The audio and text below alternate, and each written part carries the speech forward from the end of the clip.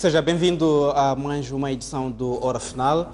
Hoje, dia 19 de dezembro de 2014, elegemos aqui três temas para debate. Temas também marcaram esta semana, a começar mesmo pela questão que tem a ver com o déficit energético aqui em Moçambique, muito por conta da intervenção do Ministro da Energia, Salvador Namorete, esta semana, que falava a partir de Namaancha, aliás, a partir de Ressano Garcia, numa das suas visitas à central elétrica. A central elétrica está a ser construída naquele ponto do país, que falava mesmo sobre a questão do déficit energético que nós temos aqui no nosso país.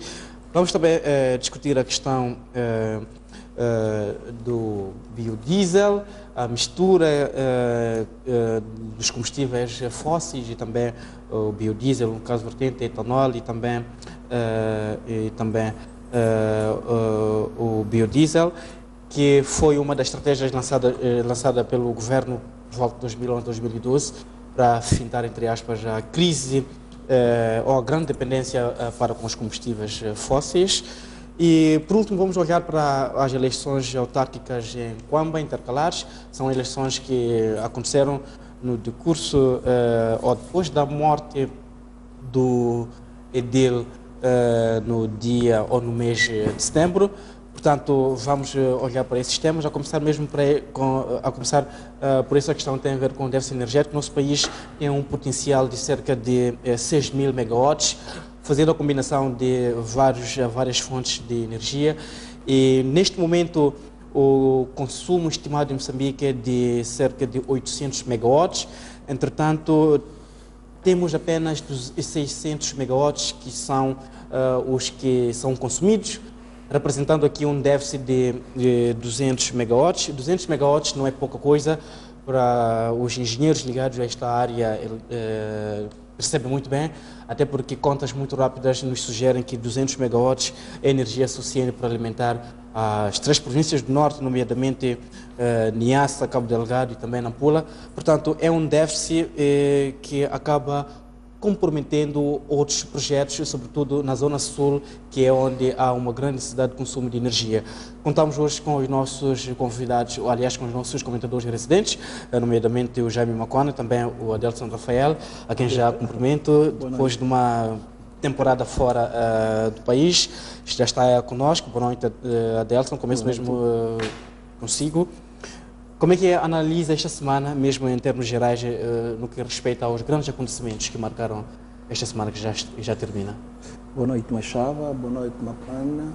Boa noite a todos e todas as telespectadoras. Saudações, essas são extensivas à diáspora.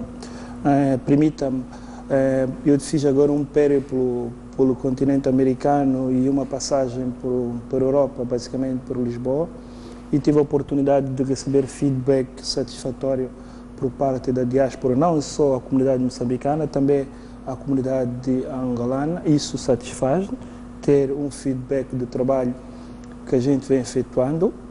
Por isso aqui essas saudações extensivas e calorosas. Obrigado pelo esse feedback.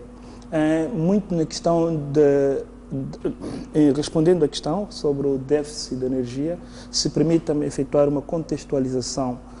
Atualmente, Moçambique, em termos de capacidade instalada para a produção de energia, tem algo como 2.500 megawatts, e disse muito bem que somente desses 2.500, somente são usados a nível interno algo como 600 megawatts, que tem um déficit de 200 megawatts, muito por conta também dos compromissos assumidos para o fornecimento da energia a nível regional.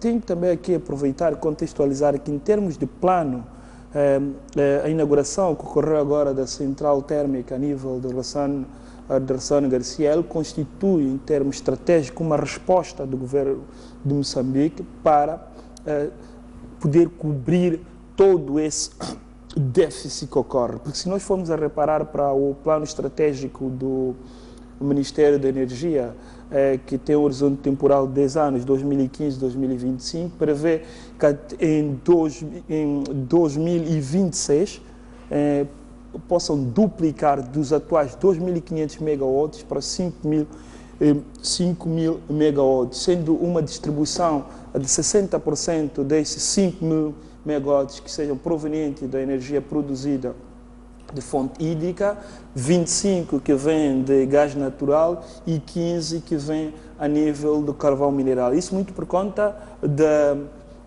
das descobertas que Moçambique teve no que diz respeito ao gás natural na bacia de Rovuma, bem como também para a questão de carvão mineral que temos a nível de Tete.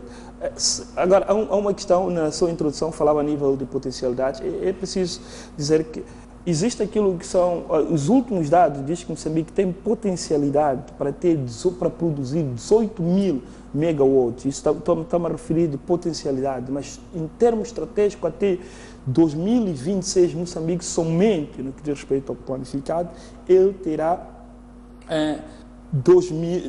algo como 5.000 megawatts. Aqui há uma observação a qual pretendo efetuar, e isso tem gerado muita indignação, o porquê e da razão de Moçambique em termos de privilegiar o fornecimento de energia aos países da região, em detrimento de poder fornecer a nível interno. Muito por conta da capacidade financeira, só para dar um exemplo, para que a gente possa ter uma rede de transporte de energia, a famosa Centro-Sul, que passa da província de Tete para a província de Maputo, está orçado, tem um orçamento algo como 2.500 milhões de dólares.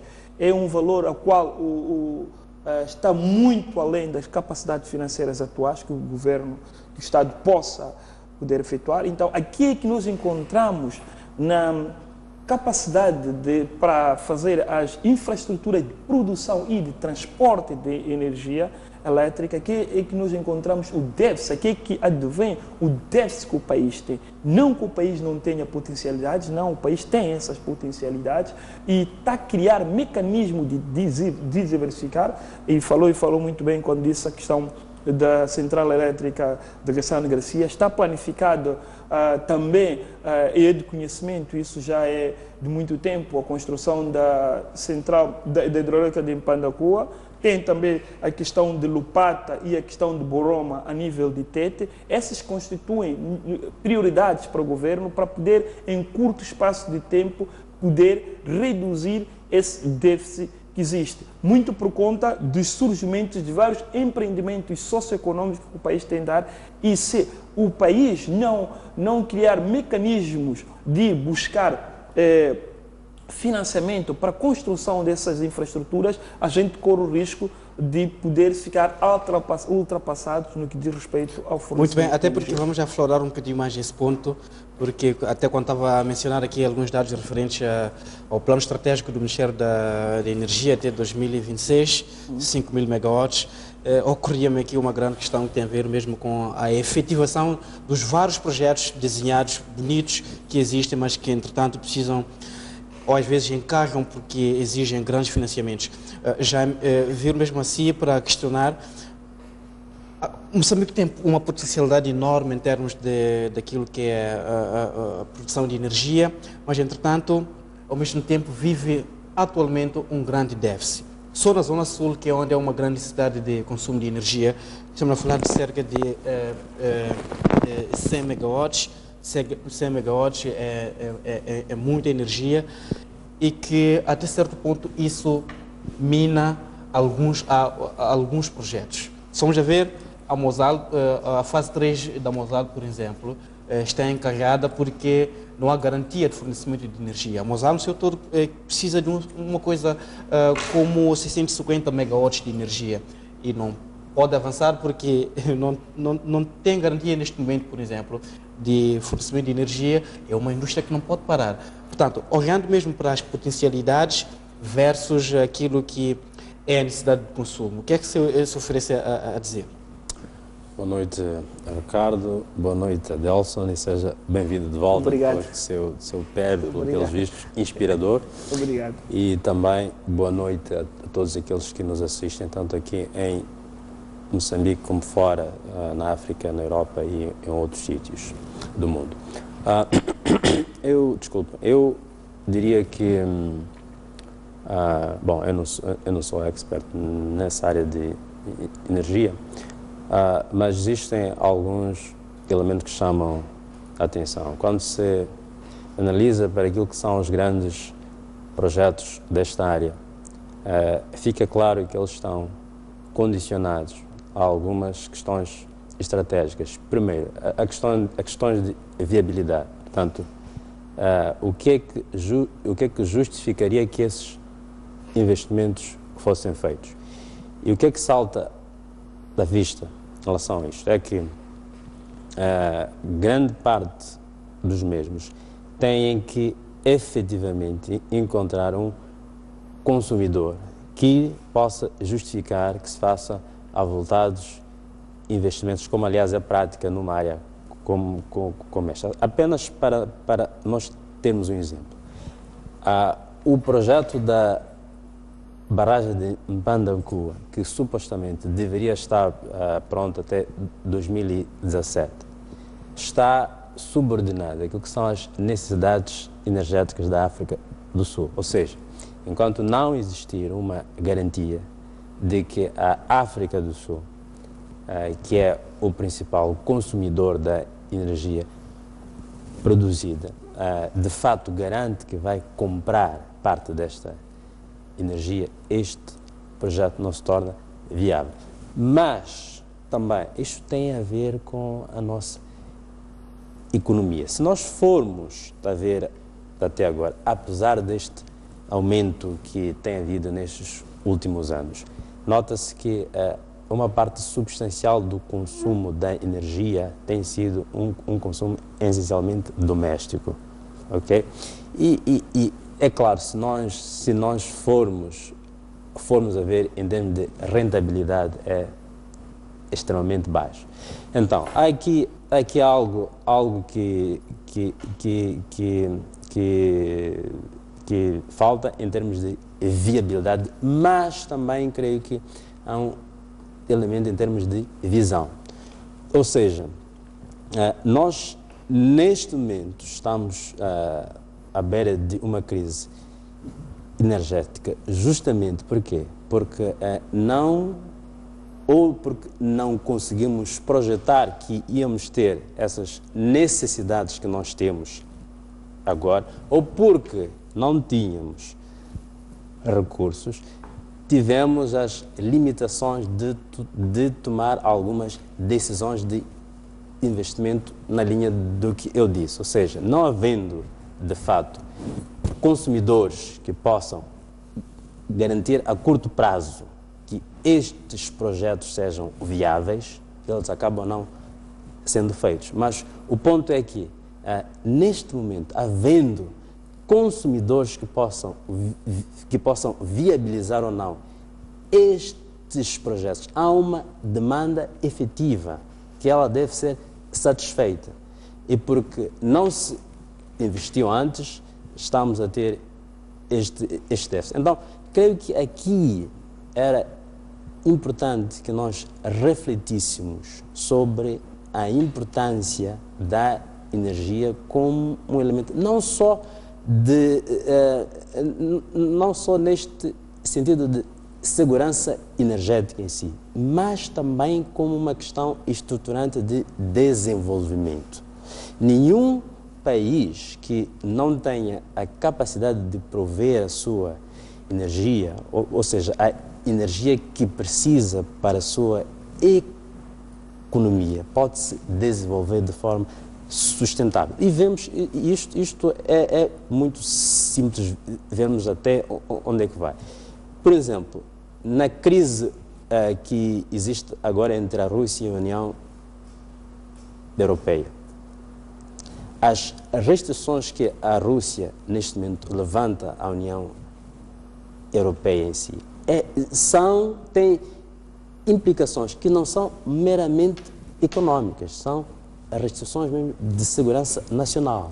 Quer dizer, então, esta é uma área que não pode ser vista estritamente sob o ponto de vista económico e que também, apesar de ela ser viabilizada por empreendimentos que muitas vezes podem não ser nacionais, ela tem um elemento de segurança nacional que é extremamente importante, que mesmo que sob o ponto de vista econômico possa não ser viável, estritamente econômico, é de capital importância que se tenha em conta que a segurança energética não é uma questão meramente de energia, não é uma questão estritamente econômica, é uma questão muito mais ampla sob o ponto de vista de segurança, tanto econômica, política e outros pontos, que precisa, portanto, ser vista com um sentido de prioridade maior. Olhando mesmo para a questão que trouxe, que é da barragem de Mpandancua, mesmo ao longo do rio Zambeze, é uma barragem que, na verdade, tem uma potencialidade, segundo aquilo que são os cálculos, os dados projetados, para 1.500 megawatts, é muita energia, e por ser tanta energia, esta barragem, a sua viabilização, não tem que olhar só para a questão do consumo interno, até porque é uma energia bastante, mas sim também para a região, a venda aos países da região, sobretudo a África do Sul, que é o grande consumidor. Mas, ao mesmo tempo, a África do Sul, primeiro, tem um contrato com a HCB de fornecimento de cerca de 1.150 megawatts até 2029. Significa que, em termos teóricos, até podíamos avançar que até 2029, se calhar, a África do Sul não precisaria tanto da viabilização de um projeto destes em Moçambique, até porque a própria África do Sul está-se a preparar para fazer face à questão da necessidade de consumo de energia. O que significa que, depois uma barragem como Mpandancua, que custa qualquer coisa como 2,3 mil milhões de dólares, a sua efetivação depende muito deste mercado regional, mas este mesmo mercado regional que está um bocadinho tremido, olhando para a realidade atual, pois aquilo que é a projeção da África do Sul, a forma como está-se a preparar, e entretanto há uma grande pressão a nível nacional, uma grande necessidade de energia. Há muitos projetos que estão a surgir. Só para dar o exemplo, o novo edifício do Banco de Moçambique aqui na capital do país vai consumir qualquer coisa como 8 megawatts de energia, que é energia suficiente para a energia que alimenta, por exemplo, a cidade de Pemba. Então, como é que o Moçambique deve olhar para essa questão? Por um lado, há uma pressão a nível nacional dos grandes projetos, mas também há esta incerteza por parte do mercado regional, que podia, até certo ponto, ajudar a viabilizar grandes projetos como o Mpandancua e até a espinha dorsal, até porque em Mpandancua, a espinha dorsal, o projeto de transmissão de Teto Maputo, está mesmo dependente deste projeto de Mpandancua. Sim, Ricardo. Até temos também, desculpe cortá-lo, temos também a Central Norte da HCB, também, que tem uma grande potencialidade, são cerca de 1.200 megawatts, próximo mesmo da potencialidade de Mpandancua. Então, em termos de potencialidades, existe, mas esses grandes projetos exigem muito dinheiro. O Adelson já tinha referenciado aqui os custos para efetivar a espinha dorsal. Mpandancua tem esses custos de 2,3 mil milhões de dólares. Então, como é que Moçambique deve sair desta terra? Eu acho que há um elemento que é preciso termos aqui em conta. A África do Sul, apesar de ser a maior consumidora da energia que se produz em Moçambique, de ser a maior produtora regional, como todos bem sabem, ela está à beira de uma crise energética, sem dúvida. Mas o pensamento estratégico da África do Sul, isso esteve espelhado no seu plano estratégico da área e teve implicações disto, ao menos em relação à decisão sobre Mpandancua, como qualquer país, é que ela está apostada em conseguir uma maior segurança energética. O que quer dizer que, de forma cada vez mais crescente, ela vai apostar em ter menor dependência, mesmo em relação a países como Moçambique. E o que acontece em relação a isto tudo? É porque enquanto a África do Sul faz os seus planos, inclusive de segurança energética, nós ainda estamos a projetar os nossos planos, pensando em países que estão a pensar estritamente nos seus interesses, o que, aliás, é justo. É justo. Agora, eu acho que é importante, talvez, repensar-se que, ao invés de termos esses grandes empreendimentos como o Pandacoa, que provavelmente devem ser de difícil financiamento, é necessário, por exemplo, pensar em pequenas barragens como a tal de Lupata, Boroma e outros. Agora, o que intriga nisto tudo é, mesmo sabendo que nós já estamos a ter alguma necessidade crescente de energia, ao menos nesses últimos 5 anos, mas mesmo assim, não faz sentido que a gente diga que tem uma economia que cresce há mais de 10 anos com uma média de 8% ao ano e não pensarmos estrategicamente nas decorrentes necessidades energéticas que vão vir em relação a isto. Então parece-me que aqui falta algum pensamento estratégico e, mais ainda, caberia questionar por que é que, não sendo possível ter financiamento para um grande empreendimento como Pandacoa, não se conseguiu, mesmo que possa não ter sido economicamente eficiente numa fase inicial. Por que é que não se apostou nas pequenas barragens? Então, creio que aqui parece que também existe alguma falha na nossa política energética. E devo dizer uma coisa, países como Estados Unidos, África do Sul e outros que têm essa vocação mundial, ou pelo menos pensam de forma mais, vamos dizer, economicista, consideram a segurança energética como uma questão fundamental da segurança de um país. Porque qualquer crise que possa ocorrer num país que fornece energia, como aliás dei aqui há pouco o exemplo da crise entre a Rússia e a União Europeia, tem implicações profundas no país. Por exemplo, vamos lá supor que um dia haja uma crise, porque além de Cabora Bassa dar mais de 50% da sua energia, a África do Sul compra de volta da África do Sul. Então, a África do Sul, que está na iminência de uma crise energética, se um dia decidir que já não pode mais vender a energia, então, claro que existem acordos, etc. Mas, então, é só para nós termos uma ideia de quão frágil é nós estarmos numa situação em que não temos uma política energética consistente e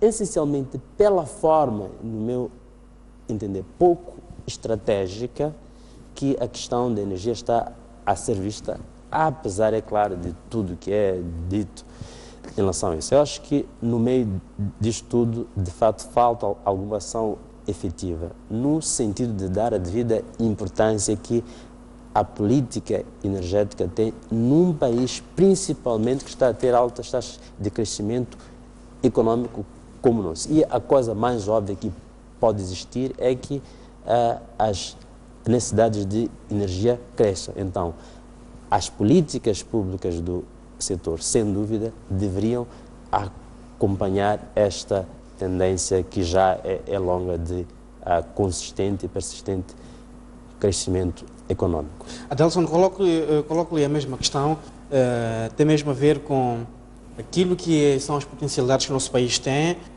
mas, entretanto, e projetos também já desenhados, o caso vertente de Mpandacoa, que podia resolver de forma folgada aquilo que são os problemas atuais e até futuros de necessidade energética em Moçambique e até vender ao nível da região Mas que, entretanto, para a viabilização desses projetos é preciso garantias, primeiro de mercado, para se poder ter segurança de retorno deste investimento, porque, acima de tudo, tem que se recorrer a créditos. E quem dá crédito só dá mesmo tendo alguma perspectiva de retorno. E 2,3 mil milhões de dólares não é pouca coisa, e parece-me que até aqui a África do Sul, pelo menos, ainda não se abriu muito como um dos grandes compradores desta energia, destes 1.500 megawatts de Mpandancua. E como é que Moçambique vai resolver isto? Como é que vai sair deste dilema? Há necessidades atuais e vão crescendo anualmente de energia aqui no país, e tem projetos, mas que, entretanto, para viabilizar é preciso grandes investimentos que até aqui estão dependentes dos outros. Como é que saímos disto? Sim.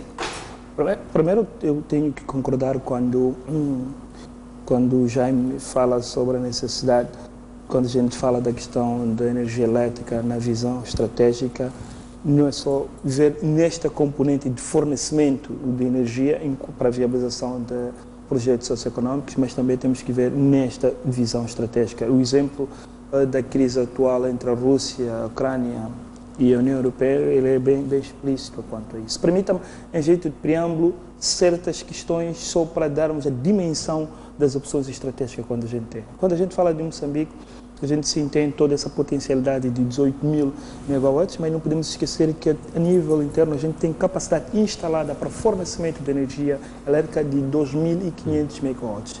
E Moçambique tem atualmente, no que diz respeito às necessidades, precisa com 800 megawatts. Quer dizer que Moçambique tem muito mais do que precisa. Só que, em função das opções estratégicas, é muito por conta desse déficit de financiamento que a gente tem de implementação, tanto na produção bem como no transporte, a gente optou por uma questão de suprir déficits a níveis regionais e dele podermos ir buscar fontes de renda que pudessem viabilizar outros investimentos. Esse é o primeiro aspecto. O segundo aspecto que queria dar, para dar a dimensão, quando deu o exemplo do edifício, que é do consumo de energia do edifício, o novo edifício do Banco Central, quando deu o exemplo da cidade de Pemba, não podemos esquecer que, eu vou dar um exemplo concreto agora, muito por conta da central termoelétrica de Temane. A central termoelétrica de Temane tinha uma capacidade de 6,6 megawatts, repito, 6,6 megawatts. Houve agora um processo de expansão que deu agora 11,8. Essa expansão que saiu de 6,8 para 6,6, para 11,8, ele resultou, abarcou 6 distritos, refiro a 6 distritos, tanto da província de Inhambane, bem como os distritos da província de Sofala. Algo como aproximadamente 15 milhões, foi 15 mil famílias ficaram beneficiadas. Quer dizer, o processo de expansão, no que diz respeito a megawatts, resultado dessa expansão, é o igualitário que vai precisar o edifício do Banco Central. Nós temos que, em certos momentos, analisarmos as prioridades a nível nacional. Se constitui prioridade a gente ter o edifício, porque pode ser que a relação custo-benefício, ela que a gente não esteja a ver na perspectiva dos benefícios que pode advir de fornecimento dessa energia, mas eu presumo que não terá, assim, tamanho benefício diferenciado do que é atualmente usado no que diz respeito às necessidades energéticas no atual edifício. Não sei se para o melhoramento do desempenho do seu serviço a gente vai precisar tamanha energia que poderia ser, de certa maneira, priorizada para os outros empreendimentos socioeconômicos. O terceiro aspecto, quando Jaime falava aqui da questão de prioridades em questão de investimento, é preciso ver que, no que diz respeito às opções, o governo tem optado não só por os grandes empreendimentos, como Pandacua, ou mesmo como o transporte, a espinha dorsal centro-norte, mas também no que diz respeito a opções localizadas de certas centrais, para dar exemplo aqui de Lupata e Boroma, mas também há 2 grandes projetos que o governo planificou. Um diz respeito a fazer uso de uma central térmica em Palma e uma central combinada a nível de Nacala. Essas 2 centrais termoelétricas, a central termoelétrica de Palma, bem como o ciclo combinado de Nacala, eles conjugados podem permitir reduzir um déficit significativo de energia que há no processo da procura, da expansão de vários projetos que têm ocorrido, quer a nível de Nacala, muito por conta de todo esse corredor logístico que é o corredor de Nacala, bem como os empreendimentos que vêm surgindo a nível do distrito de Palma, muito por conta da exploração de gás. Não podemos esquecer que, em função da implantação de todos esses projetos de gás, Palma e Cabo Delgado, num futuro breve, vão precisar muito mais do que tem agora. Esses três aspectos, eles combinados, podem nos levar aqui a refletir se, em termos estratégicos, vale a pena a gente ter que ir agora, como prioridade, ir buscar recursos financeiros para implantar infraestruturas de produção ou de transporte de energia, para que sejam para exportar do que para o consumo interno. Porque esses projetos localizados a qual fiz menção, eles vão permitir que, de uma maneira homogênea, embora com algum diferencial, consiga-se fornecer energia, reduzindo esse déficit de 200 megawatts que o país apresenta. A estrutura socioeconômica do país, ela tem alterado. Falamos aqui, já me fez menção de uma questão que nos últimos anos tem um crescimento econômico de média de 8%. Julgo que, com o passar do tempo, muito por conta da recepção de investimento em diversas áreas, com destaque para indústrias extrativas, o país vai ter que precisar muito mais do que é a necessidade atual do 800 megawatts de energia por ano. Isso quer dizer o quê? Sim, temos que encontrar mecanismos de ir buscar recursos financeiros. Há várias opções, seja por crédito ou seja por parceria público-privada.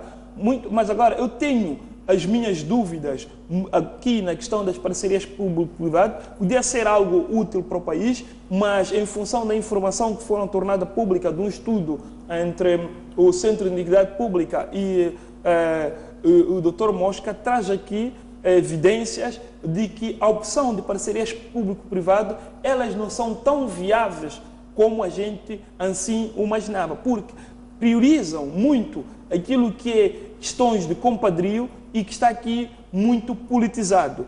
A tomar-se essa opção de continuar com o esquema que existem nas parcerias público-privado, aqui temos o risco de encarecer mais esses projetos e não termos, no prazo preconizado no plano estratégico do Ministério da Energia, todos esses empreendimentos. Agora, só para finalizar, Moçambique, de um tempo para cá, ele pretende se posicionar a nível da região como um player central daquilo que é a produção da energia, da energia elétrica. Seja ela de fonte hídrica, seja ela através de gás natural, bem como através do carvão mineral.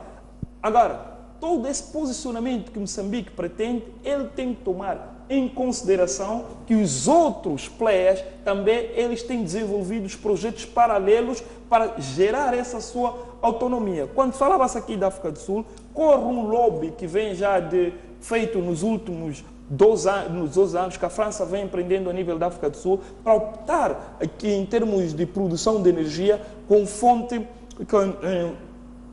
nuclear.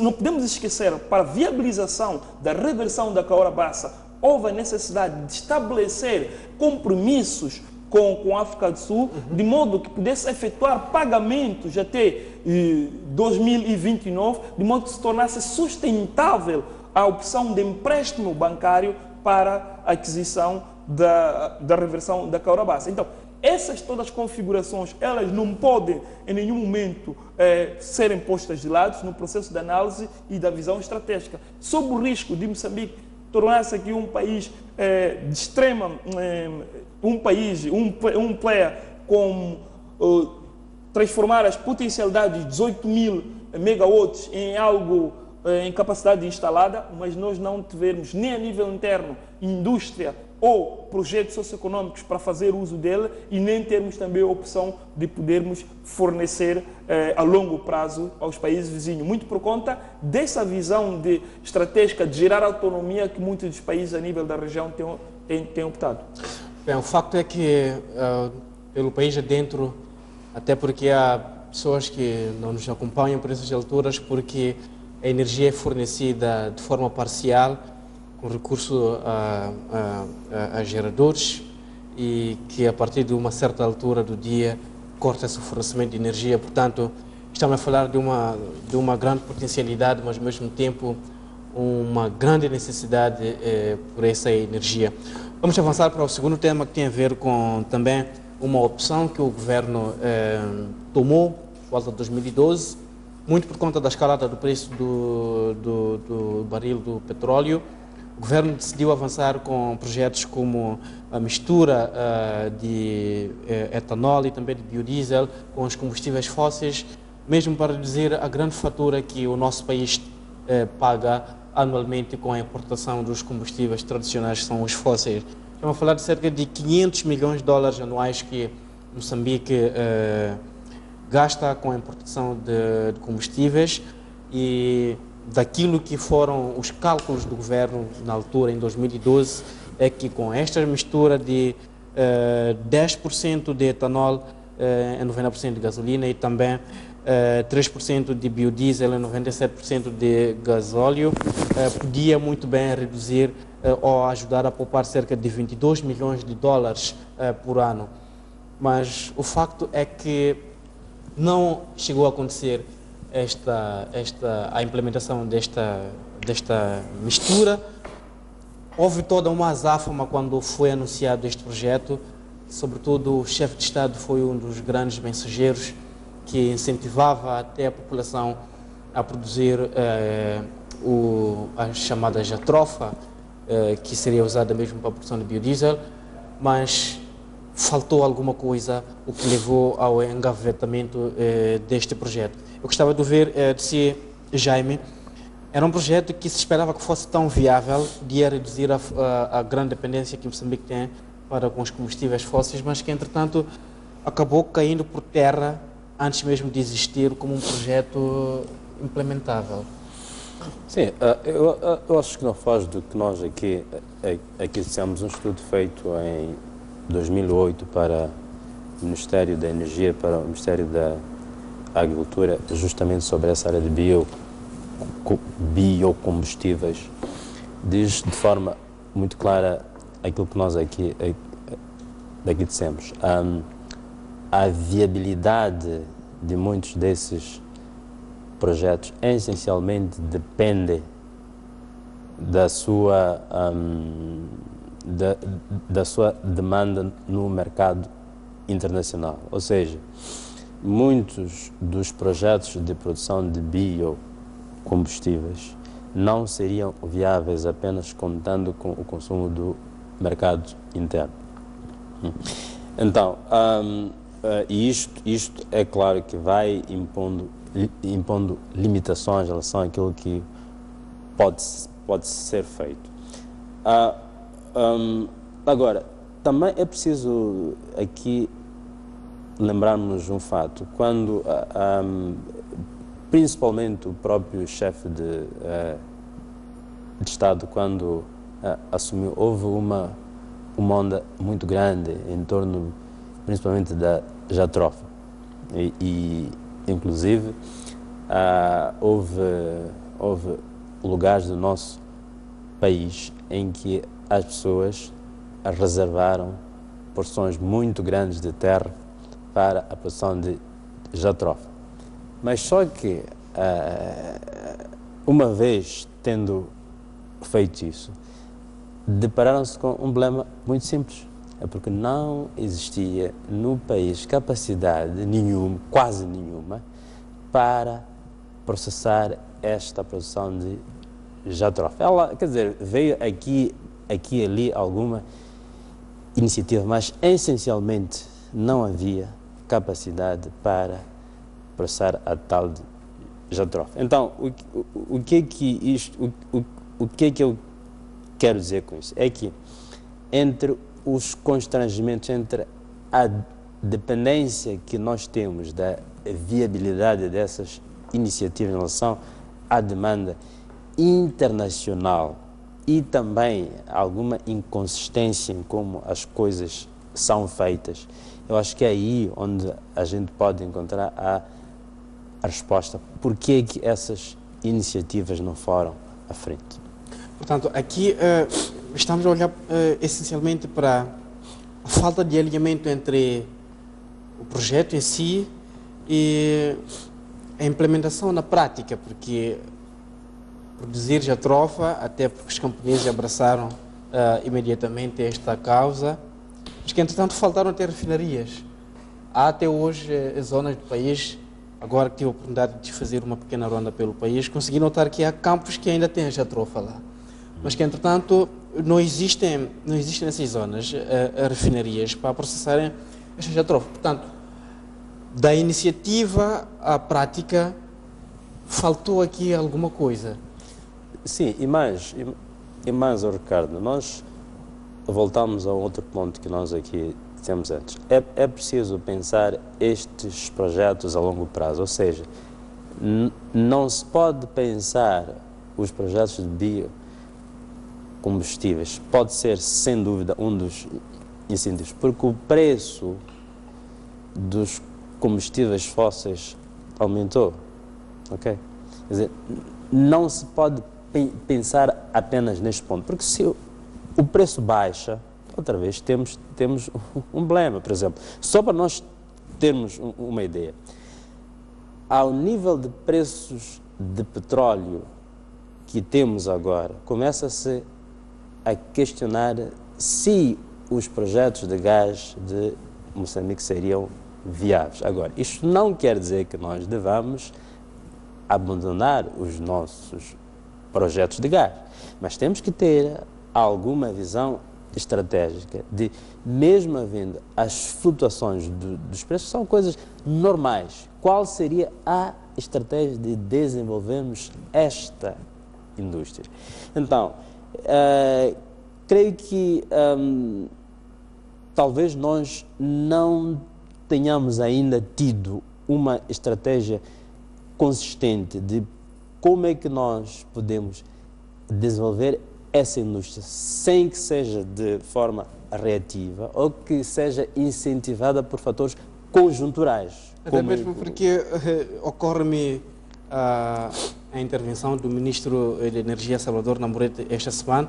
Ele disse que os projetos ficaram em stand-by, entre aspas, porque depois houve a estabilização do preço do barril de petróleo a nível internacional, mas que esses projetos podem ser reativados assim que houver necessidade. Quer dizer, é a tal resposta reativa para ser repetição. É reativa, mas só que não podem ser reativados tão facilmente assim.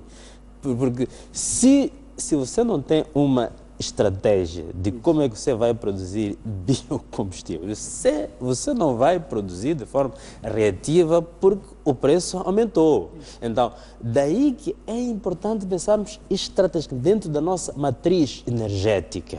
Okay? Quais são as fontes que nós vamos usar? É petróleo, é carvão, é o gás, são os biocombustíveis. O que é que nós vamos usar? Então, este pensamento do que é que pode ser estrategicamente a nossa matriz energética é que é importante justamente para nós termos uma estratégia consistente que possa ser ativada taticamente. Porque, quer dizer, porque reagir ao aumento do preço é uma questão tática, mas que deve ser parte de uma estratégia, não é? Então, para que nós possamos reagir a esses choques. Agora, ativar um projeto complexo e de grande dimensão como este, porque o preço aumentou e depois de um ano baixa e depois recua, revela que nós não temos estratégia. Não temos estratégia, porque se a estratégia existisse, seria parte da nossa matriz energética e tinha que ter em conta a dinâmica da economia de energia.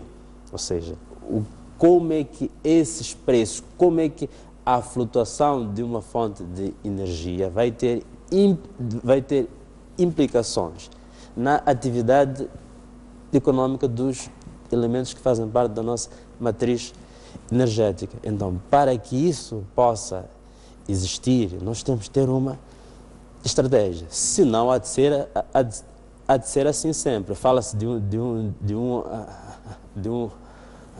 assunto num momento e depois, quando o preço baixa, depois muda-se de assunto. Depois retoma-se este assunto quando o preço antes. E o mais interessante nisso é que nessas circunstâncias só se pode falar, não se pode fazer muita coisa, porque não é fácil. Quer dizer, você tem que ter uma estrutura para que possa usar etanol, se o preço do petróleo aumentar. Então, quer dizer, não é algo que possa ser feito de forma tão automática, de forma reativa, assim. Tem que ser, de fato, uma parte de uma estratégia consistente e que nela possa fazer parte justamente como é que se reage a esses choques, como aumento de preços de certas fontes de energia. Adelson, estamos aqui perante uma situação de falta de capacidade de pensar de facto, ou estamos perante uma situação de falta de uma visão estratégica? Ou seja, eu quero perceber se o problema é, com tantas universidades que nós temos, formamos engenheiros anualmente, nos orgulhamos, tantas graduações, mas entretanto sentimos aqui uma forma tão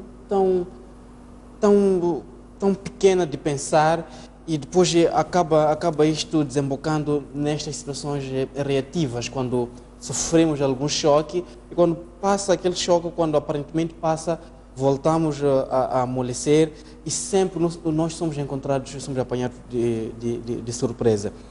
Esta estratégia de mistura de etanol e também biodiesel, no seu entender, dentro daquilo que era a concepção, depois a forma como foi divulgada, era um projeto viável no seu entender? Primeiro tem duas questões, só levantadas aqui duas questões. A primeira, quando faz uma menção no nível da capacidade interna, muito por conta do que é gerado pelas universidades nacionais, se a gente não faz. Eu julgo que de nada serve as universidades se a gente não ir fazer uso integral e cabal do conhecimento nele gerado, né? Então, falar de universidade ou capacidade técnica, enquanto temos uma parte, o poder político pouco uso faz desse para dar respostas satisfatórias aos problemas e às demandas que o país apresenta, dificilmente a gente pode ter aqui universidade ou qualquer outra instituição de pesquisa ou da academia a servir ao país. Na questão que diz, acho que aqui é evidente a questão da visão estratégica que ocorre. E não há tudo. Quando a gente fala de políticas públicas, quando a gente fala de estratégia, não existe uma política pública neutra, não existe uma estratégia neutra. Uma política pública ou uma estratégia, ela vai em contra para dar resposta para a solução de um problema específico. Estamos numa situação atual ao qual pretende-se uma solução desejada.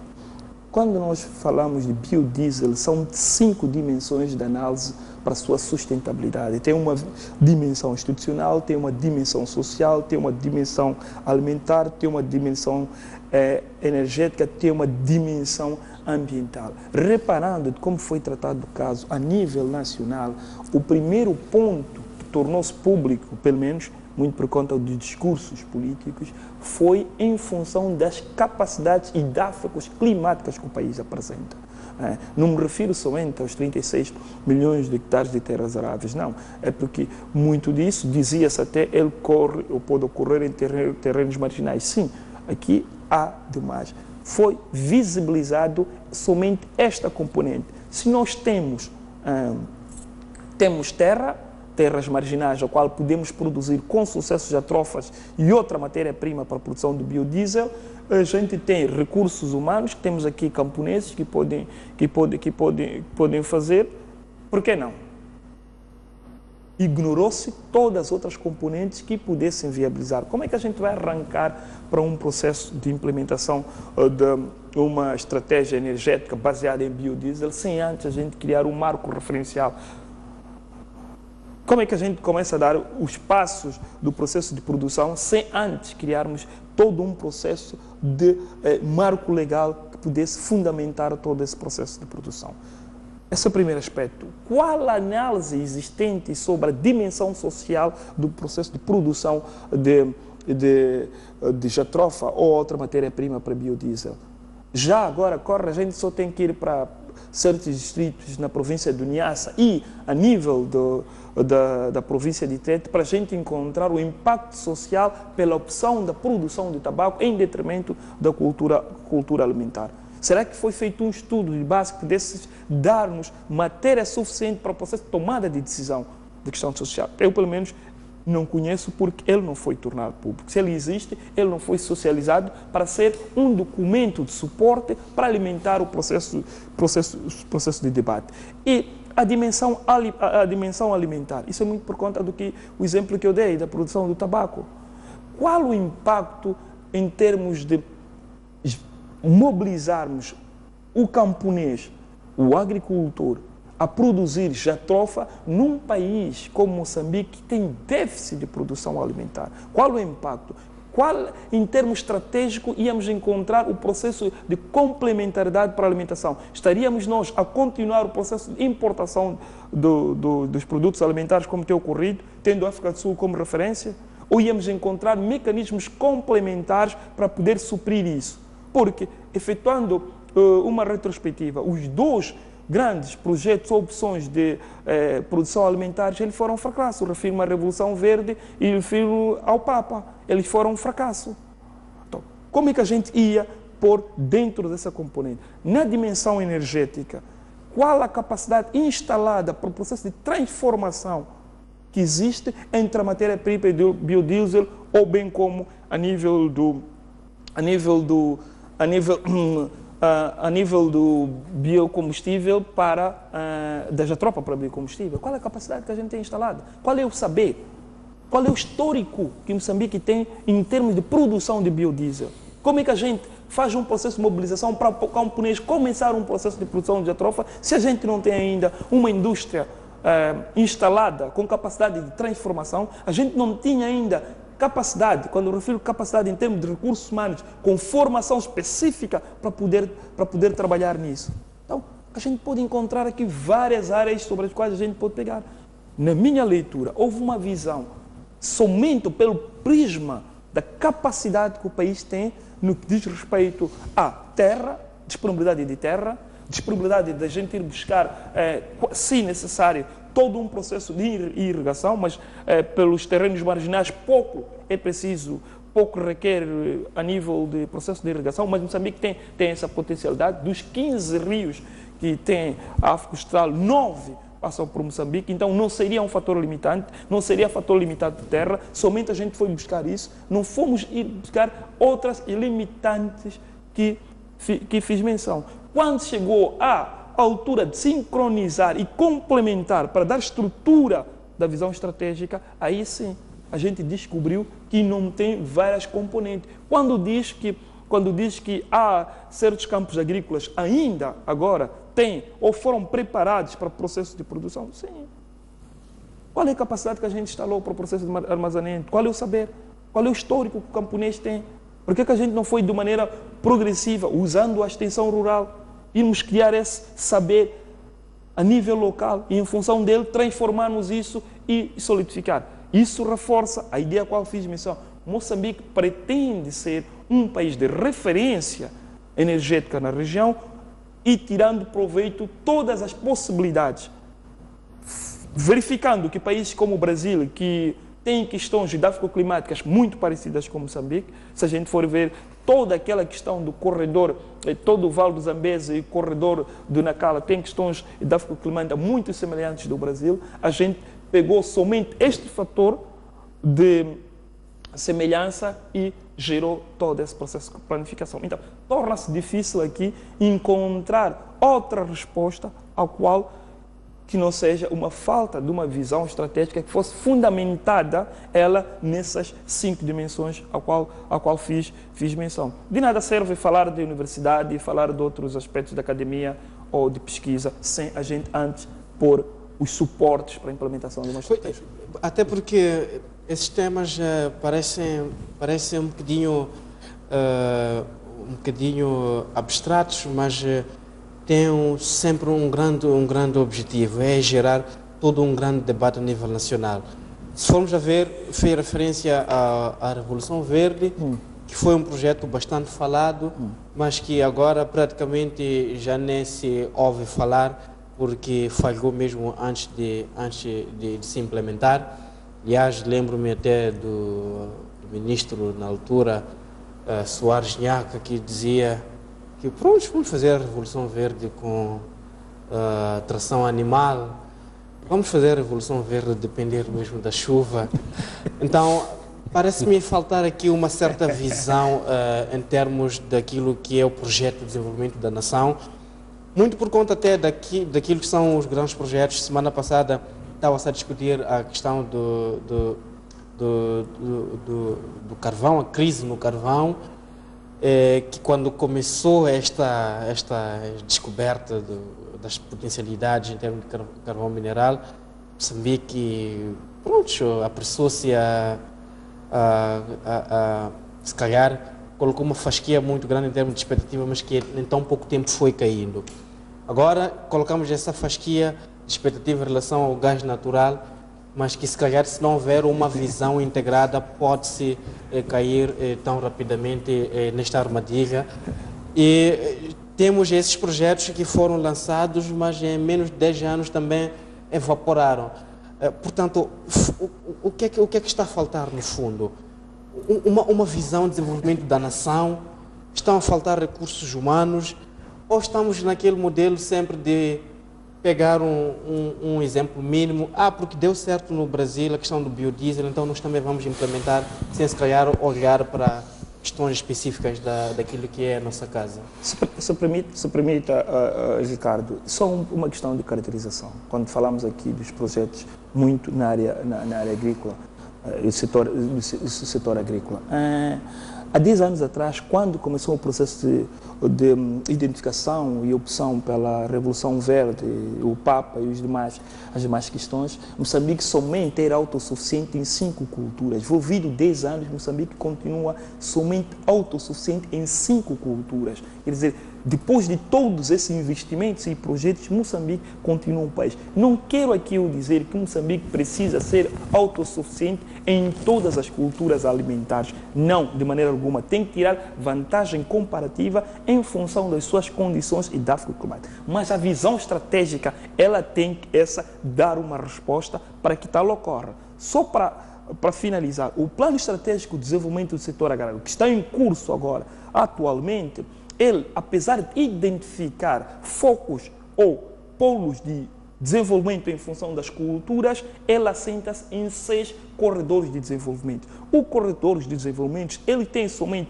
a ligação do interior para a questão de exportação. Quer dizer, temos um plano estratégico de desenvolvimento agrário num país como esse, que a primeira opção é criar mecanismos dos corredores de desenvolvimento com enfoque em exportação. Quer dizer, em vez de criar matrizes ou manilhas de distribuição interna, a gente cria a primeira opção, a opção em termos de exportação. Até porque agora está-se a falar do ProSavana. O ProSavana também é um projeto... O ProSavana, ele começa virado mesmo 19 distritos com objetivo primário a nível de exportação. Se a gente encontrar esta visão estratégica a nível somente com o processo de exportação, a gente vai continuar a falar. Para finalizar, 39 anos depois, o país não tem um plano nacional de apoio ao desenvolvimento da agricultura familiar. Há coisas básicas. A gente como vai discutir um processo Se a questão básica, o país não tem, o país tem plano estratégico, mas não existe nesse país um plano estratégico de apoio ao setor familiar. Enquanto sabemos que mais de 70% da população moçambicana ela é alimentada pelo setor familiar, mas a gente não tem um plano de apoio nem um plano de desenvolvimento para esse setor. Então, são essas incongruências que a gente vai encontrando que devem ser alinhadas para dar uma resposta satisfatória. Então, não podemos falar agora de biodiesel, estamos a criar um mecanismo de biodiesel, enquanto nunca tomamos a opção, primeiro, ver a questão da alimentação. Como é que a gente vai optar? O camponês vai optar, primeiro, produzir o biodiesel, enquanto não existe uma visão estratégica para gerar seu autossustento. Razão pela qual é recorrente, muito, em épocas que, por menos meses ou mais meses que temos em função da chuva ou seca, nas épocas agrícolas, a gente tem bolsas de fome. É muito por conta disso. Esse país, a gente conhece as 10 zonas agroecológicas, em função dessa podemos tirar proveito disso. Assim como nós conhecemos também quais são os distritos semiáridos. É todo de conhecimento. Se a gente for aqui, tanto na província de Gaza e de Inhambane, bem como certas áreas de Teta, a gente conhece os 21 distritos que têm zonas semiáridas. Qual, em termos estratégicos, para além de uma resposta que é dado pelo o INGC que a gente cria para a produção alimentar. Então, são essas questões que primeiro a gente tem que resolver, para por cima dela a gente apresentar uma visão estratégica com o objetivo de biodiesel ou outra estratégia que tem como base a agricultura. Já mesmo para sair deste tema, 39 anos de independência, já temos pouco mais de 50 universidades, um pouco por todo o país, o que significa que estamos a formar massa crítica, desde engenheiros, sociólogos, até outras áreas de saber. Temos condições em termos de potencialidades, mas, entretanto, assistimos a projetos que são sucessivos falhanços. O que é que falta, de facto? O que é preciso fazer? Já agora este debate até serve como se calhar uma fonte de inspiração para o próximo governo, para se calhar passar a olhar as coisas de uma outra forma. O que é que falta de facto no nosso país? Olha, a minha análise sobre isto, é claro que aqui é de ser superficial, em outros fóruns eu posso desenvolver mais. Eu acho que nós temos a síndrome de planite, ou seja, nós fazemos planos. Nós gostamos de planos e muitas vezes temos um plano que as coisas estão ali, tudo escritas e tal, mas nos esquecemos de um elemento essencial, é que implementar, seja plano, seja políticas, ou ter uma política pública consistente. Política pública não é só plano, ter atividades sobre isso. É preciso pensar que instrumentos é que eu estou a articular e como é que eu ligo esses instrumentos à mudança ou à transformação que eu pretendo. Este é um ponto. Outro ponto é entender os desafios do que é implementar uma política pública. Porque é que, por exemplo, apesar de todo o potencial comprovado de produtividade da enxada de Cabo Longo, os camponeses preferem usar uma enxada de cabo curto. Então, isto aqui é um exemplo. Por que eles preferem usar uma tecnologia ineficiente? Então, refletir sobre por que as políticas públicas não dão certo é um exercício necessário. Porque a gente pode ter planos, pode ter boas ideias, grandes ideias, mas é preciso também termos esse tipo de análise. E o que eu sinto é que ainda não se dá a devida importância a este exercício de compreensão da complexidade do que é a política pública. E que não basta eu ter um plano, ter uma ideia, também é preciso pensar na implementação, que muitas vezes pode tornar inviável ter uma grande ideia, uma boa ideia, que até pode estar formalmente bem articulada. E, ironicamente, a questão das políticas públicas foi indicada já em 2001 como um dos pilares da reforma do setor público. Portanto, como uma das componentes importantes da estratégia global da reforma do setor público. Mas o que eu sinto é que mesmo depois de 13 anos, ainda não temos no nosso Estado, no nosso governo, um pensamento e profissionais que de fato entendem o que é a política pública e quais são os seus desafios. E aí sim é que nós íamos ver que estes vários elementos precisam ser articulados. Ou seja, eu não posso pensar em produzir, como bem disse o Adelson, não posso pensar em produzir biocombustíveis quando eu tenho uma agricultura ineficiente. Eu não posso pensar nisso. Por quê? Porque eu estou a falar exatamente da mesma coisa. Para eu ter biocombustível, preciso da agricultura, ela tem que ser eficiente. Então, eu preciso ver como é que eu articulo esses mecanismos, porque estamos a tentar dar o salto da RAM, um leapfrog, como se diz. Mas é preciso darmos certos passos antes. Então, acho que isso falta. Muito bem, vamos olhar para o último tema que elegemos para esta noite. Tem a ver com as eleições autárquicas no município de Kwamba, na província do Niassa, norte do país. Esta semana, os munícipes daquele ponto do país foram chamados às urnas, muito por conta da morte, antes de completar o seu mandato, do Idil, em setembro passado. Portanto, ao fim de 12 dias de campanha intensa, os pouco mais de 44 mil eleitores inscritos foram chamados às urnas, mas entretanto apenas 10.956, por aquilo que são os números até aqui disponíveis, é que foram votar, o que significa de facto que o nível de abstenção foi gritante, e também aqui pelos dados apresentados pelo Observatório Eleitoral, contagem parcial, a vitória vai mesmo para o candidato da Frelimo, com um pouco mais de 57% dos votos. Portanto, Adelson, como é que olhou, aliás, como é que acompanhou este processo, ainda que mesmo fora do país, a questão das eleições em Kwamba? O que aqui me chama a atenção é este distanciamento cada vez mais dos munícipes quando são chamados a decidirem. O que é que estaria por detrás desses números, o grande nível de abstenção?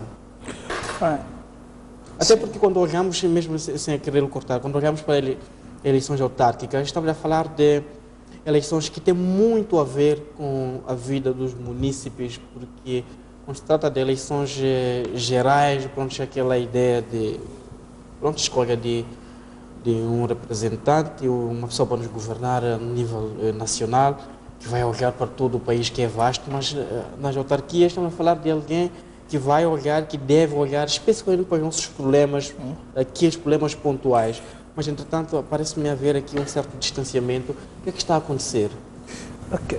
Se permite, o primeiro aspecto ao qual gostaria de fazer menção nas eleições autárquicas de Kwamba é que, diferente do que ocorreu nas últimas eleições, aqui a gente não houve focos, ou pelo menos não se tornaram públicas, questões muito relacionadas com violência.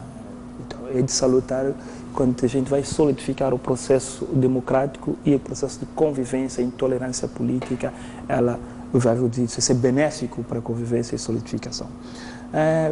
Outro aspecto, o Kwamba é uma questão que pode tornar-se surpreendente, a questão da abstenção eleitoral, se a gente não estiver atento a toda uma retrospectiva das eleições que tiveram em Kwamba. Só por causa, só um exemplo, se o baixo nível de afluência às urnas nas últimas quartas eleições, Kwamba, principalmente se formos ver, ele lidera duas questões. Nas eleições intercalares, quando houve a situação de Kwamba, Pemba e Quilimane, Kwamba apresentou também um nível de aderência somente de 15%, não muito longe da situação atual. Começa a ser aqui característico o cenário a nível e previsível o cenário a nível de Kwamba. Antes do dia da eleição, eu fazia essa previsão e indagava qual é o motivo e a razão da alto índice de abstenção. Mas uma das questões, ela tem resposta. O distanciamento vem muito por descrédito que os munícipes do Kwamba têm dado a nível porque se nós recuarmos até 1998 nas primeiras eleições autárquicas e termos agora e ver a situação atual de Cuamba, vimos que quase na totalidade, repito, na totalidade todos os edis, eles não honraram os compromissos que estavam a nível dos seus manifestos eleitorais. É repararmos o manifesto eleitoral do candidato vencedor, que foi o candidato do Partido Frelimo, nas primeiras eleições, tinha como questões centrais a questão de água e a questão de asfaltagem. Formos a reparar, no atual manifesto, a gente encontra presente essas duas. E qual a situação atual? Se no passado, em 98, Cuamba tinha 0 quilômetros a nível de estrada alfatária, na situação atual, somente em dezembro do ano passado, a título experimental, Cuamba tem agora 1,5 km de estrada. Dos 79 mil habitantes que Cuamba tem, somente 18% tem água potável. Tem sido recorrentes quando inclui questões de cólera nesse país. Cuamba faz parte da geografia de cólera, torna-se endêmico muito por conta desta problemática de água. Então, aqui facilmente a gente consegue efetuar essa ligação do descrédito para resolver seus problemas locais que muitos dos munícipes a nível de Cuamba encontram. Os munícipes de Cuamba não encontram nos políticos, não encontram em muitos candidatos as figuras para a resolução dos seus problemas, pois, de contrário, nós teríamos aqui um nível de afluências diferenciados. Isso aqui, a gente pode buscar um mapa comparativo, veremos que Cuamba ele é decrescente, o nível da afluência. Então, nós estamos aqui, no que diz respeito à questão da aderência, nós estamos aqui no fator surpresa. Somente seria surpresa para mim se a gente não efetuasse esse cálculo preto.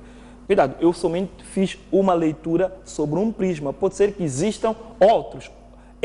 Também, alguém diz que é a fadiga que existiu, porque nos últimos 4 anos, em termos médios, Cuamba também teve 4 eleições. Há uma tese que diz muito por conta dessa fadiga que a baixa aderência. Jaime, sem querer mesmo injustiçá-lo, quero lhe pedir mesmo, porque já tenho indicação do meu realizador, já estamos mesmo com o tempo expirado, quero lhe pedir mesmo em 1 minuto e meio para que fizesse a sua análise em relação a essas eleições. Cuamba continua a ser dos munícipes menos beneficiados pelo processo de municipalização. Apenas uma estrada está asfaltada no município de Cuamba. É triste o cenário no que respeita ao abastecimento de água. E mesmo assim os munícipes, os que foram às urnas, votaram na continuidade. Aliás, o edil que perdeu a vida era do Partido Frelimo e agora também ganhou, pelo menos por aqueles que são os dados apresentados, o candidato da Frelimo. Como é que analisa este processo eleitoral? Olha, é o seguinte, eu diria que além de ser um dos menos beneficiados, se todos já estão lembrados, Cuamba é considerado o polo econômico do Niassa, de fato, é onde e inclusive muito mais que Lixinga. Agora, eu queria assim de forma breve aqui dizer uma coisa, na linha do que o Adelson disse. A abstenção que existe aqui é preciso ser qualificada. Por quê? Porque a variação dos votos é muito mais acentuada quando olhamos para quem vota no candidato da Frelimo. Eu ia dar só um exemplo. Nas eleições intercalares, ele teve 4 mil votos em 2011 e nas eleições de 2013 teve cerca de 9 mil votos e 9 mil votos e nas eleições gerais houve cerca de 16 mil votos para a Frelimo. E estranhamente temos menor variação quando olhamos para os votos que o MDM teve. Por exemplo, 2011 teve 2.300 e alguma coisa, depois 2013 teve 2.500 e alguma coisa e agora teve 2.800 e alguma coisa, mais 2 votos de que Cuamba deu na eleição deste ano, a eleição geral. Então, temos uma variação que está em torno de 10% a 20% em termos de aumento, aumento em relação ao MDM. A Frelimo ganha, mas só que é uma variação muito acentuada, que quase chega de fato a 50%. Então, sim, é um município que sem dúvida vota Frelimo, mas começa-se a sentir que a participação também denota alguma coisa que é muito mais acentuada, que em si já pode ser algum sinal de que há algum descontentamento, mesmo que assim mesmo este município permaneça como sendo da Frelimo. Muito bem, quero agradecer aqui a presença dos meus convidados residentes e, acima de tudo, quero agradecer a si que nos acompanhou durante pouco mais de 1 hora. O nosso encontro fica marcado para uma próxima oportunidade aqui no canal STV Notícias. Boa noite.